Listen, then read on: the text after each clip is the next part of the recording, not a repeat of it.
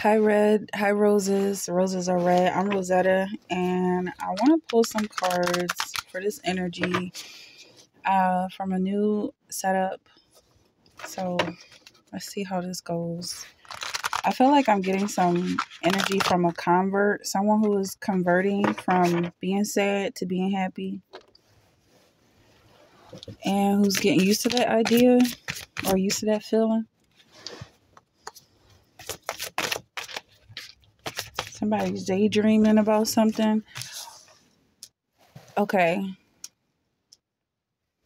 You could have been a daydreamer, and at some point somebody could have told you that that's like mentally ill. You should not be fantasizing or imagining and using your imagination. And maybe you've tried to put into practice staying in reality, so-called reality, what other people expect you to be, how other people expect you to feel and think, and it might have led to some issues for some people. So I'm seeing you recognizing what real love is, possibly daydreaming about this again in your sobriety.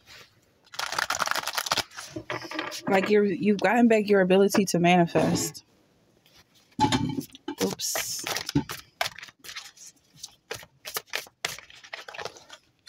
There's your happiness. This is the first card I saw starting this reading. And specifically you converting from expecting other people to decide for you how you feel and just knowing, yeah, this is good. I like this. Let's do this. Let's do more of this. There's definitely some excitement here, and I feel like it's only the beginning. Also, like, whatever this is, it took you a long time to get here. And everything that you've been through is part of the ingredients. Intimacy. You could be making love with somebody or to somebody, and this is all of your personality coming together, but that's a different type of reading. I feel like maybe some of y'all were afraid of intimacy, even being intimate with yourself.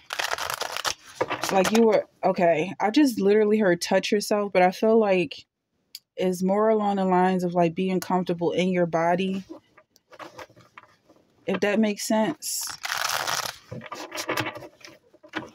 Like your hands could be in the air, but at the same time, just feeling encased by your own body could have been something that somebody was afraid of.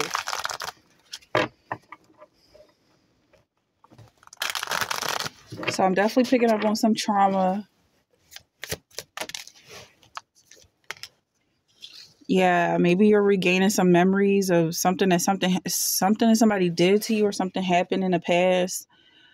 And you might have this instant gut reaction to attack this person or hold a grudge against this person, but a grudge is what's keeping you away from happiness. So the feelings come back up because it's just how the mind works.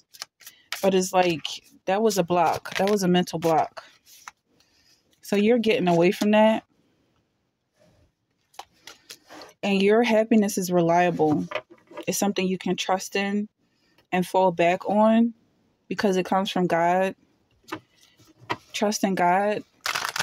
He's the one that's with you at all of your memories coming back together. He's the one that's been supporting you. Anybody you feel like is working for God might come up as an angel. Okay, remember that those people are also broken in some way. So yeah, I'm hearing like don't replace one villain with another. How's this looking? Okay. Yeah. So this was my original table and I just painted it white and I'm really enjoying it so far. Let's see. The moon. Yeah, something about delusions with this daydreaming, loving, memories, getting away. Maybe you were afraid of something. Again, we say being afraid of intimacy, but it could have been afraid of love. Like you were just afraid to be happy. But I feel like you had reasons for that. Like these delusions didn't just come out of nowhere. God is about to bless you. Tell him to bless you. Tell God to bless you. Say, God, bless me. And you're just going to see it pop up. Okay. And you were able to do that in the past. Maybe this is something that's coming back up for you. You're regaining the memory that you have a close connection with your father. And you're spoiled. You can have what you want. Two of chalices. Yeah, there's definitely a bond here. A relationship here. Something about 2 and 18.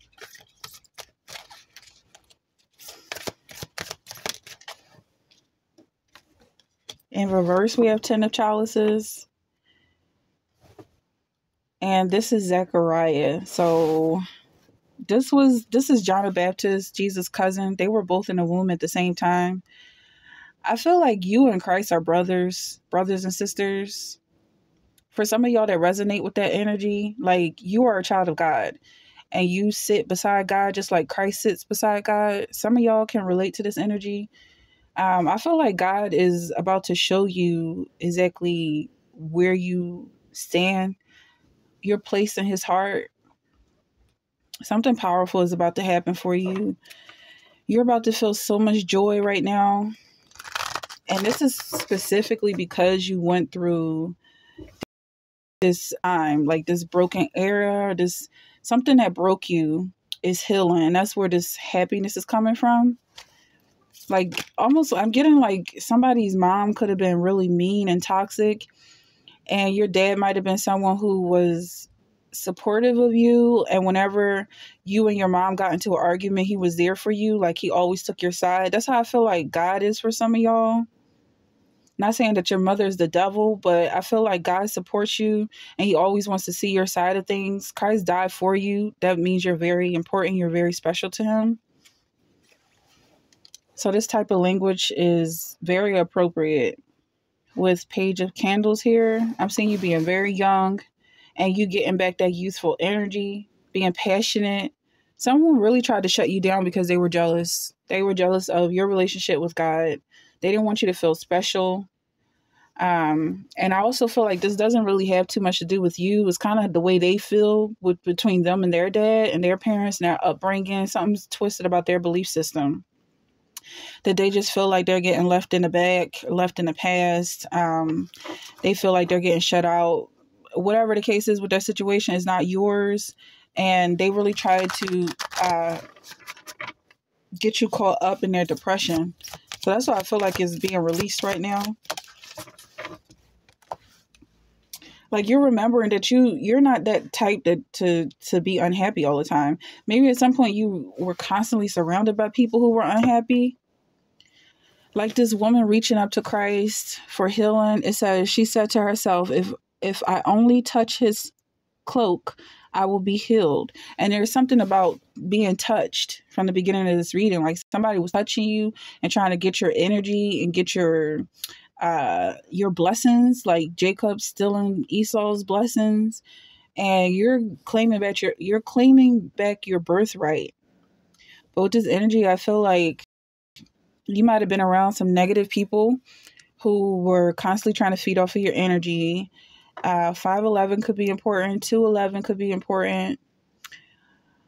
And you knew what they were doing. You knew that it was draining you. But I feel like your reserves were so full that it's like, okay, yeah, I'm at 10%. Now I'm at 9 out of 10%. Or I'm at 100%. Now I'm at 90%. But you can still get right back up to that 100%. And then at some point, they just kept draining you. And at some point, you might have felt like you were on 1%. And God is leading you right back to your charger. Even if that charger is broken, it's going to be a new one just out of nowhere. You tell God to lead you to your reserve, and he's going to show you this oasis. So I'm just seeing this love and inner happiness, this positivity. And look, you got 6 of chalices. It's like you're going back to being a child with Christ. Like he's your big brother. Maybe you grew up in a church. That's always there. I mean, it doesn't disappear. You can go right back to that place of feeling safe with the Lord. And look at all of this that you get in return. I mean, for going through these broken times, like, it's just like, look, you're okay. That's all delusion. That's all daydream. This is their problems. You were exposed to their problems and their energy. And now you're being shown that you're still in the light. You're still safe. You're still sound. Everything's okay. You could be working for the Lord right now, and you just realize that this is what it's like to work for the kingdom. Sometimes you get caught up in other people's demons. This is what it's like to have your energy drained. Sometimes when you heal people, if you do exorcisms and things like that, you expel demons, you cast demons out. You have to keep yourself pure. You have to cast those demons out of your own life. And there's a scripture about not being able to cast out demons if you're a demon yourself, or if you relate to Satan, or if you're on that side in any way, you won't have the authority to cast out demons. So you do have to choose between right and wrong. But here I feel like the choice is always set in stone with you. And that's why it's so much easier to come back to this light.